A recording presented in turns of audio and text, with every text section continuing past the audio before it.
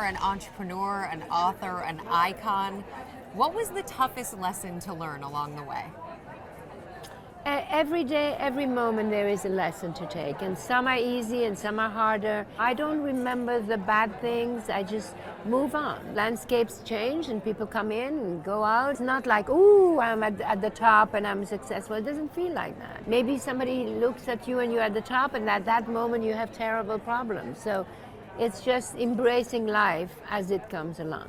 And at the end, what is success? What is it to you? Is the way that you are independent financially. But then after that, it means that you have a voice and you have recognition, but also an honor to use your voice for people who have no voice. Has there been a moment where you think everyone saw you as successful, you didn't feel that way? Oh, very often. Very often I feel like a loser, and people say, what? You feel like a loser? You see, that's what you say. When's the last time you felt like a loser? How about last week? No way. Yes. Why? Because I'm trying to do something and it didn't work out, or I failed doing something, or I don't feel like a total loser. I don't, but I'm not so proud of myself. Yeah, sure. So how do you get your head back in the game and say, pick yourself up, Diane, you're not a loser? Oh, but it's from one moment to the other. And one, like to feel like a loser could be fuel. It's just the same as not having clarity. It's terrible, horrible not having clarity. And then all of a sudden, puff, the fog lifts and you have clarity. And all of a sudden it just comes together. That's right. There are so many people who admire you. Your number one piece of advice? That the most important relationship in life is the one you have with yourself. At what point in your life do you feel like you really got that relationship? That very early. I don't know why, but as a little child, I remember doing funny faces in front of the mirror and realizing that I had so much control over that little thing.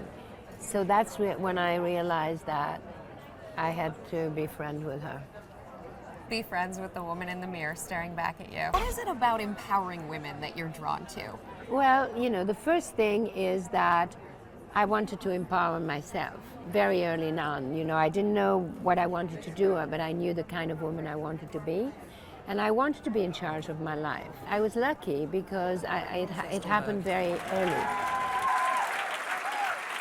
Each one of us has a voice. So now, much later, I realized that that's my mission in life. And I'm lucky that I do it through my work by making women look beautiful.